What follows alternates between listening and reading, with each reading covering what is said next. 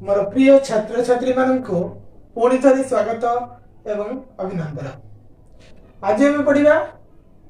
देखा चल कौन रही राज्यसभा लोकसभा और संसद विषय तो केवल देखा यूनिट 4 तुम रही संसद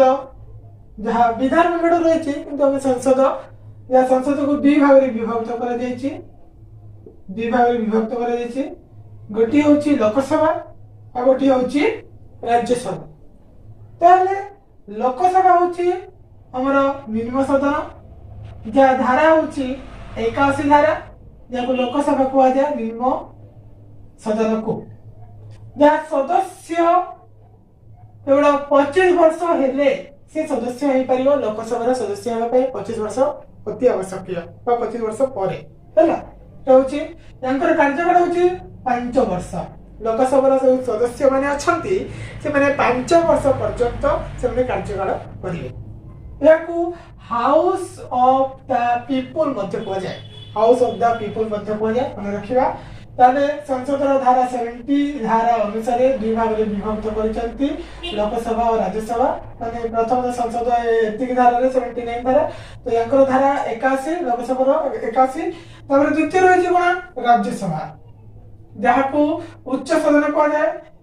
80 धारा अनुसार वर्णना कर राज्यसभा को है राज्यसभा को 80 धारा अनुसार वर्णना कर मन रखा। देखा कौन यार सदस्य होगा 30 वर्ष आवश्यक 30 वर्ष पर 30 वर्ष आवश्यक कार्यकाल हूँ मात्र 6 वर्ष यह एक स्थायी शब्द कहुए माने 2/3 मन रखा 2/3 प्रत्येक वर्ष माने परिवर्तन हुआ कौन रही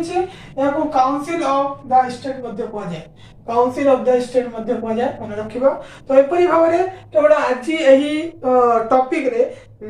माने कौन रही राज्यसभा विषय वर्णना केवल राज्यसभा विषय वर्णना कर बुझे चेष्टा करेंगे। धन्यवाद।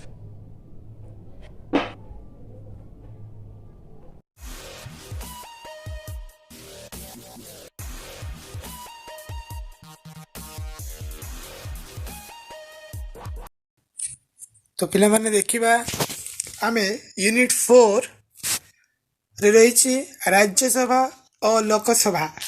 सेठी मध्य आज आम पढ़ा केवल राज्यसभा विषय पढ़ा केवल राज्यसभा विषय पढ़ा जो काउंसिल ऑफ स्टेट्स जहाँ कौन कह जाए काउंसिल ऑफ स्टेट बोली करी कह जाए। ताहले समस्या आम तो जानूचु संसद कौन संसद माने जो संसद रही 79 धारा अनुसार संसदर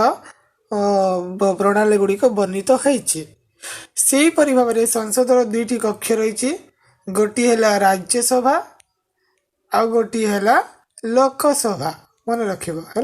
लोकसभा। तो यपरी भाव में आज आम केवल पढ़ा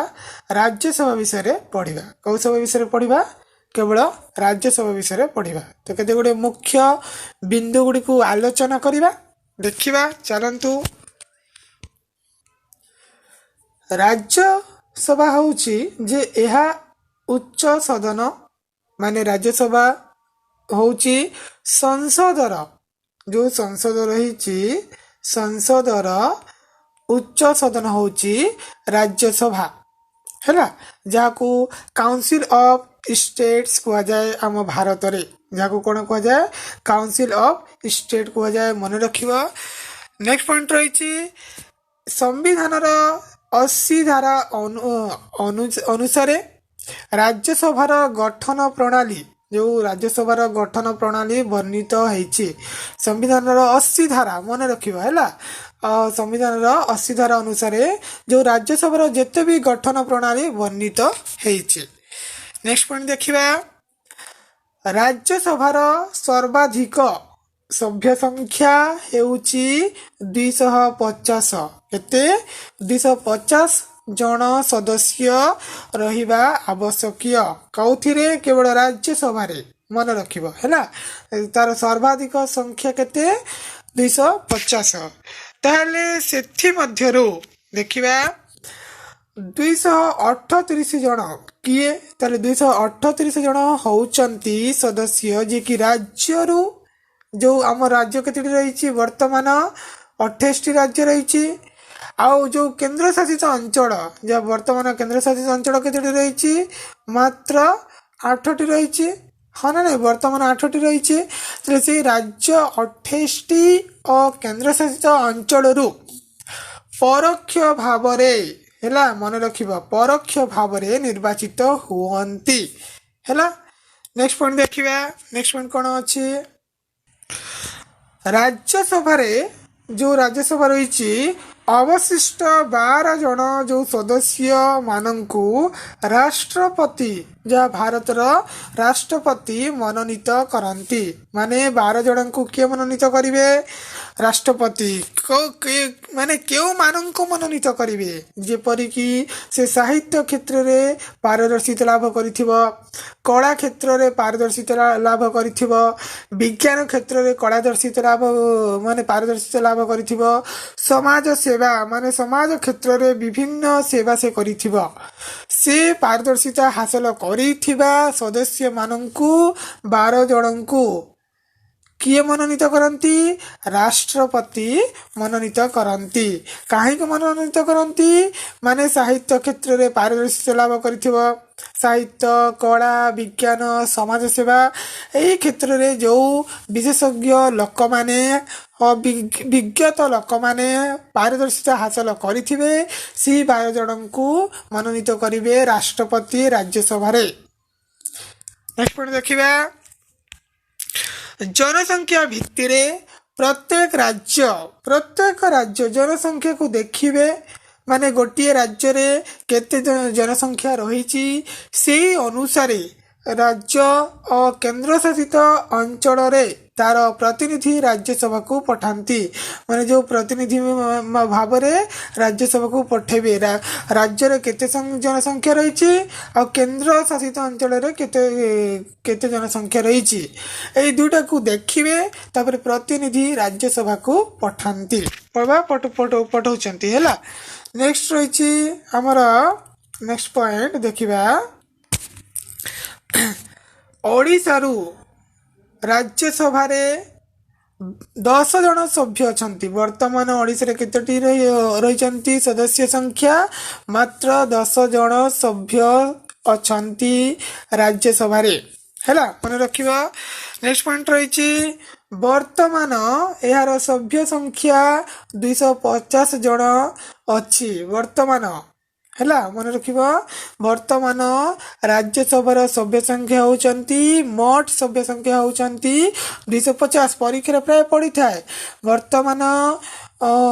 जो माने केते जन सदस्य अछंती राज्यसभा रे ताले 250 जन सदस्य अछंती किंतु ओडिसा रा मात्र 10 जन मन रखिबा हैला। नेक्स्ट पॉइंट देखिबा ताले राज्य रु सदस्य केते आउ केंद्र रु सदस्य केते एटा प्रश्न आसी पारंती तो एटा भलो भाबरे बुझिबा उथरे ताले सेटा बुझिबा कोन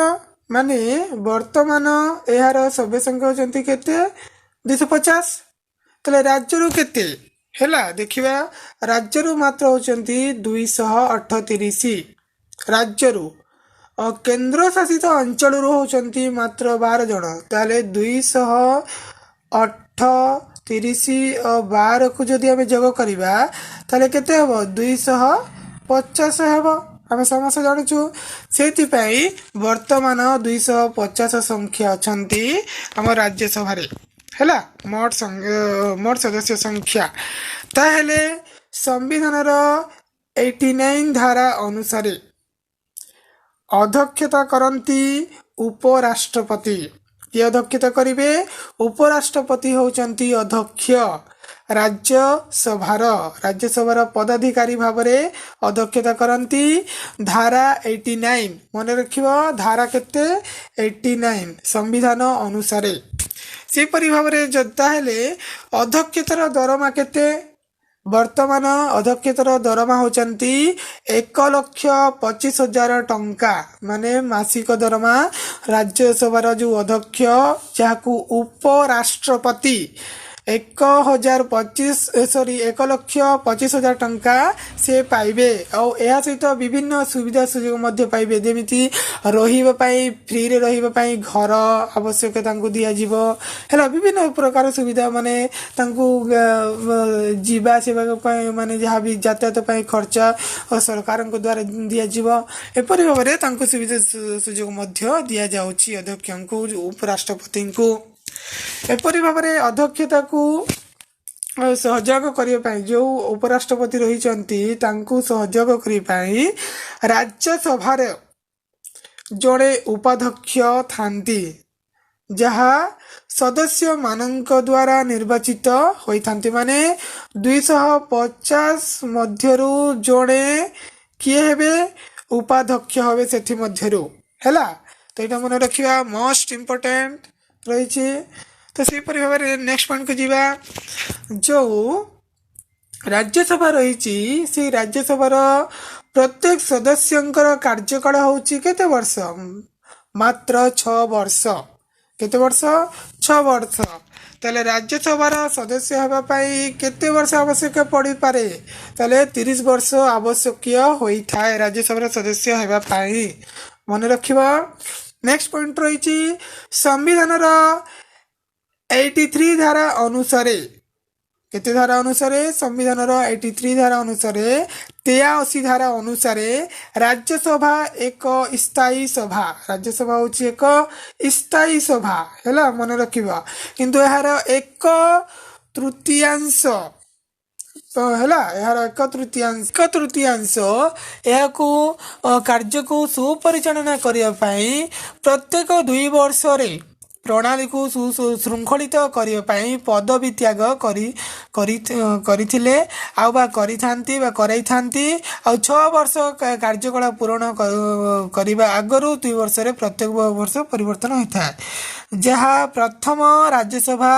1952 रे गठित होइथिला मन रखिबा 1952 मसीह गठित होइथिला प्रथम राज्यसभा हैला 1/3 लोक मानक नहीं करी सदस्य मानक नहीं करी मन रखिबा नेक्स्ट पॉइंट देखिबा ताले यार योग्यता कौन रहिबा आवश्यक राज्यसभा योग्यता माने जदि राज्यसभा सदस्य हेबा पई बा हेले तार योग्यता कौन आवश्यक तांको देखिबा योग्यता कौन रही संविधान 84 धारा अनुसार राज्यसभा सभ्य हेबा पई योग्यता वर्णना करा जायछि माने परीक्षा पड़ी पारे केते धारा अनुसार राज्यसभा सभ्य हेबा पई योग्यता वर्णना करा जायछि ताले 84 मन रखिबो केते 84 ठीक ताले देखिबा ए कौन रही से जड़े भारतीय नागरिक होइथिबे से जड़े भारतर नागरिक होइथिबे माने कौनसी देशर नागरिक होई नथिबे अन्य देशर नागरिक होई नथिबे राज्यसभा सदस्य हेबा पई प्रथम तांकर योग्यता रहबा आवश्यक से जड़े भारतीय नागरिक होइथिबे तांकु अन्य 30 वर्ष होइथिबो माने 30 वर्ष रु ऊर्ध्व होइथिबो बा 30 वर्ष होइथिबो ताले से राज्यसभा सदस्य हेई पारिबो से देवालिया होई नथिबे बा विकृत मस्तिष्क होई नथिबे हैला तो एटा मन रखिबो मोस्ट इंपोर्टेंट नेक्स्ट होइची से सरकारी वेतन भोगी कर्मचारी होई नथिबे से कोनोसी सरकारक द्वारा वेतन भोगी पाउ नथिबे बा वेतन पाउ नथिबे सरकारी चाकरी करू नथिबे राज्यसभा सदस्य हेबा पई एटा रही नियम नेक्स्ट नियम रही संसद द्वारा निर्धारित योग्यता तांकर थिबो संसद जहाँ निर्धारित करिवे योग्यता से योग्यता तांकर थिबो से सदस्यंकर ताहले से सदस्य हेई पारिबो ताहले कौन कौन रही तांकर एटा तो हम योग्यता देखिलु एबे देखिबो कौन तांकर राज्यसभार कार्यवली कौन कार्यवली रही तांक विषय देखिबा प्रथम तो रहिला आईन प्रणयन क्षमता माने कौन आईन प्रणयन क्षमता माने कौन जे देखिबा प्रायतः आईन प्रणयन क्षेत्र रे राज्यसभा और लोकसभा समान क्षमता उपभोग करती किंतु लोकसभा गृहीत होइथिबा बिलटी जदि राज्यसभा गृहीत न हुए ताहेले आईन रे परिणत होई पारे नाही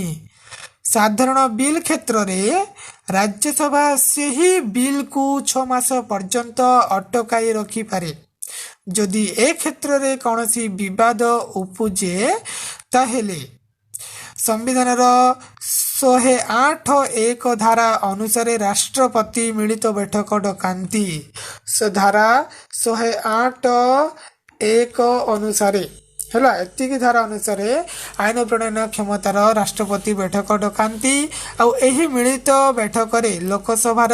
बाचस्पति अध्यक्षता करती उपराष्ट्रपति अध्यक्षता करती बाचस्पति भाव अध्यक्षता करती मिलित बैठक रे क्षेत्र में लोकसभार सदस्य संख्या अधिक हेतु लोकसभार निष्पत्ति प्रायतः बलवत्तर रहे है मन रखा। नेक्स्ट पॉइंट रही कौन अर्थ संबंधी क्षमता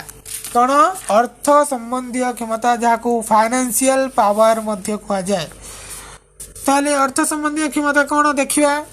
अर्थ संबंधी क्षमता कहले सांविधानिक व्यवस्था अनुसार आर्थिक क्षेत्र में राज्यसभार क्षमता संकुचित करा जाइछि जेपरी अर्थ बिल प्रथमे लोकसभा आगत हुए राज्यसभा नुहे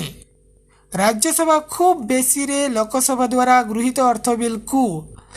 14 दिन पर्यंत अटकाई रखी पारिबो केवल 14 दिन पर्यंत बेसी दिन यांकटू आउ बेसी दिन से अटकाई रखी पारिबनी मन रखिबो केवल 14 दिन पर्यंत।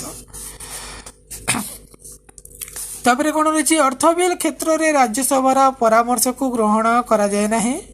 ए क्षेत्र में उभय गृहर बा लोकसभा राज्यसभार मतभेद हेले भी मिलित बैठक डका जीवार कौन संभावना न थाए कौन बिल अर्थ बिल कि नुहे ताहा लोकसभार बाचस्पति प्रमाण दियंती बुझीगला। तो यहाँ हूँ आमर अर्थ संबंधी। नेक्स्ट रही आमर कौन देख कार्यपालिका नियंत्रण मन रखा यहाँ पॉइंट को देखा कार्यपालिका नियंत्रण राज्यसभा लोकसभा भली कार्यपालिका उपरे सीधा सड़क नियंत्रण रखिपारे नाही कार्यपालिका व्यवस्थापिका पाखरे दायी अर्थ लोकसभा पाखरे दायी रहे हैला। राज्यसभा सभ्य माने विभागीय मंत्री माननकु नाना प्रकार प्रश्न पचारती एवं से मानकर कार्यकलाप को समालोचना करती जहाँ राष्ट्रीय कौनसी विषय उपरे संदेह जात हेले राज्यसभा तदंत करि पारिबो मंत्री मानकर कार्यकलापर स्वेच्छाचारिता को ह्रास करिबा पई राज्यसभार सदस्य माने नाना प्रकार उपाय अवलंबन करती अनास्था प्रस्ताव निंदा प्रस्ताव राजनीतिक अस्त्र प्रयोग क्षमता यही सब हूँ कार्यपालिकार नियंत्रण क्षमता। नेक्स्ट रही संविधान संशोधित क्षमता संविधान संशोधित क्षमता कौन संविधान संशोधित क्षेत्र में राज्यसभार क्षमता गौण नुहे माने यही बिल जेकोसी गृह रे प्रथमे आगत करा जाई पारिबो आ यह संसदर प्रत्येक गृह रे पृथक भाव में गृहीत हेबा आवश्यक दरकार ए क्षेत्र में उभय गृहर क्षमता समान रही थाए हैला। एटा रहिला एबे देखिबा न्यायिक क्षमता कौन न्यायिक क्षमता राष्ट्रपति को बहिष्कार पाई महाभियोग प्रस्ताव आनिबार क्षमता राज्यसभा लोकसभा रही माने दुईटी सभा रही है जदि प्रथम यही प्रस्तावटी लोकसभा आने ताहेले राज्यसभा न्यायालयर भूमिका तुलाए आउ एपरि भाव में से न्यायिक क्षमतार प्रयोग करिथाए। नेक्स्ट होची निर्वाचन क्षमता हैला जुडिशियल पावर निर्वाचन क्षमता मन रखिबा जाकू इलेक्ट्रल पावर मध्य कहा जाए राष्ट्रपति उपराष्ट्रपति एवं राज्यसभार उपाध्यक्ष राष्ट्रपति मन रखिबा उपराष्ट्रपति राज्यसभार उपाध्यक्ष इत्यादि निर्वाचन क्षेत्र में राज्यसभार सभ्य माने भोट प्रदान करिथांती उपराष्ट्रपति निर्वाचन रे राज्यसभार सबु सदस्य अंशग्रहण करती यह थिला आमर निर्वाचन क्षमता राज्यसभार एपरि भाव समस्या एटा को बुझी को चेष्टा करिवे। धन्यवाद।